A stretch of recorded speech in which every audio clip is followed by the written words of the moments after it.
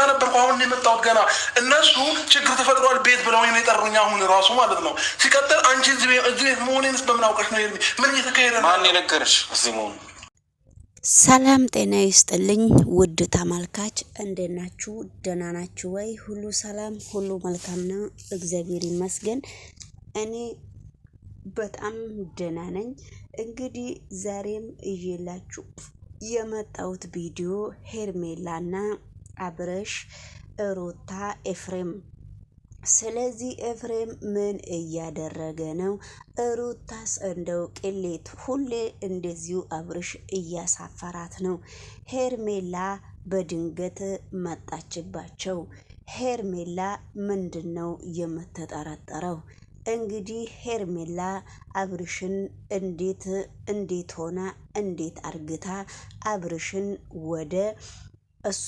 እንዳመጣችው ስለምታቅ ሄርሜላ በአሁኑ ሰዓት በጣም አሳብ ገብቷታል ምክንያቱም የሰው ባል ነጥቃ የራሷ ባል እንዳረገች በደንብ አስጠንቀቃ ታቃለች ነበረ ስለዚህ ሩታ እርጉዞና ምናክል እንዳሰቃየቻት በደንብ ነው የምታቀው ነገር ግን ምንም ነገር የሚቆጫት ነገር የለም ይመስለኛል ሩታ ደግሞ እጇን ይዛ በጣም እሷ አንገቷን ስትነቀንቅበት በአብርሽ ዝም ብላ ስታዳመጣት ነበረ ምነው በስተመጨረሻ ላይ ምንድነው የሰው ቤት ከፍቶ ገብቶ እንደዚህ መጨው እየጮሽ እኮ ነው ራስሽን አታቂም ወይ ስትላት ነበረ ኤፍሬምም በትክክል እየተናገርሽ አይደለም በጣም እየጮሽበት ነው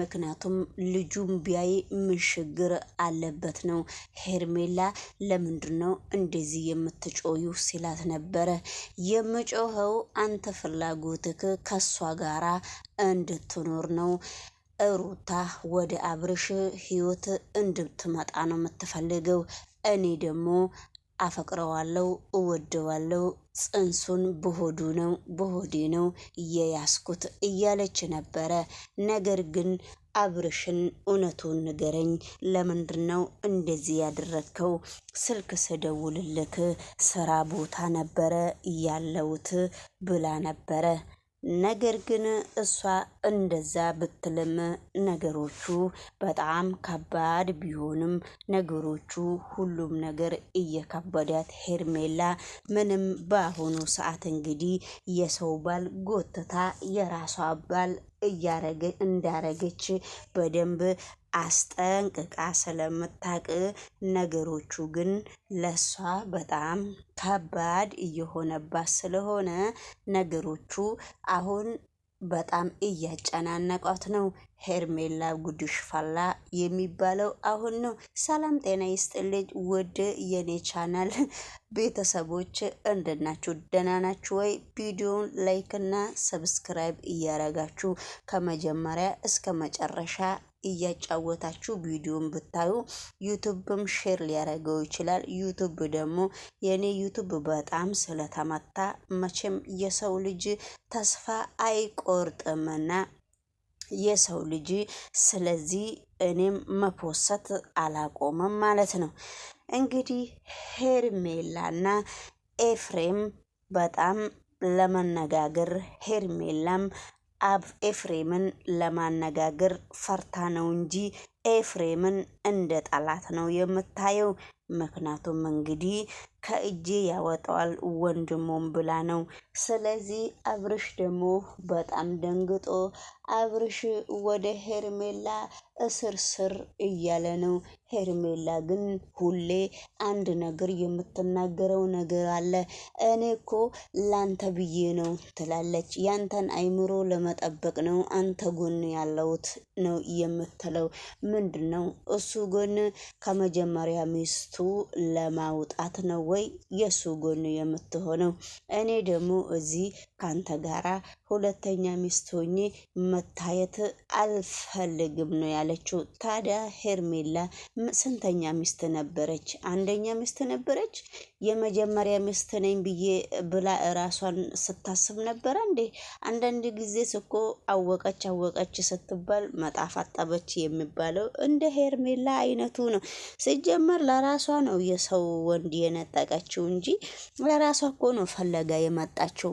የዩቱብ ቻናሉን አክብርለታለሁ ብላ በራሳ ፍላጎት ነው አብርሽን ልጅቷ ሩታ እርጉዝ ሆነ የመጣችው ማለት ነው። እና ሲጀመር እሷ ሁለተኛ ውሽማው ነችና ስለዚህ በጣም አካበደች።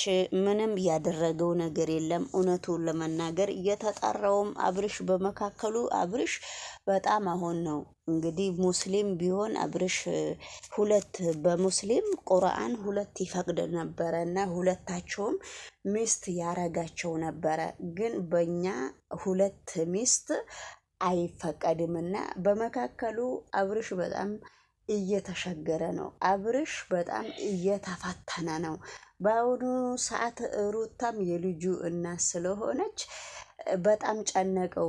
ሩታንም እንዳይሰድባትና እንዳይገፈታትራት ሌላ ነገር ይመጣል ተብሎ ነው። ግን ኤፍሬም ምን እያደረገ ነው? ይሄ አብርሽ እንግዲህ እየሰራ እየለፋ ቤተሰብ አያሸግር፣ ወንድሞቹን እህቶቹን አያሸግርም።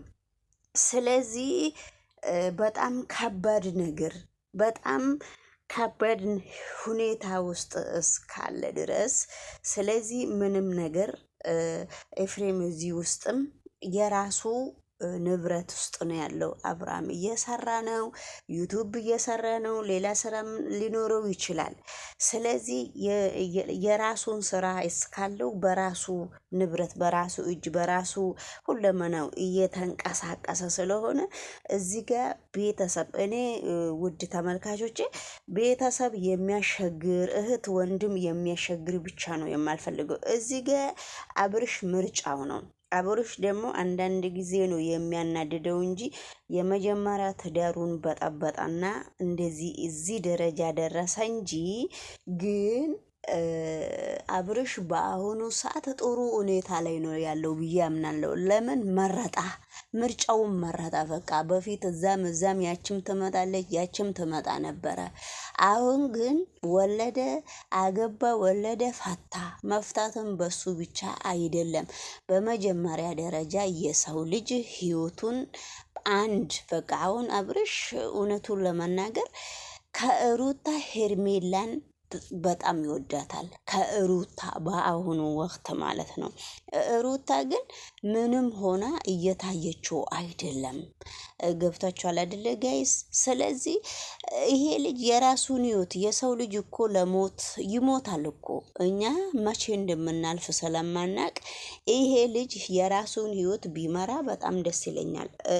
አሁን ሩታ ሄርሜላ እርጉዝ ነኝ እያለች ነው። ደግሞ እሷ የምትዋሻ አይመስለኝም። እንግዲህ ከእውነት ቀረበችው፣ ከእጇ ወሰደች። እንደገና ደግሞ እንትን ነው ኑሮዋን አረገችው። ተማመነች፣ አረገዝኩ አለች። የምትዋሸው ውሸት የለም። ያዘችው በዚህ ነገር።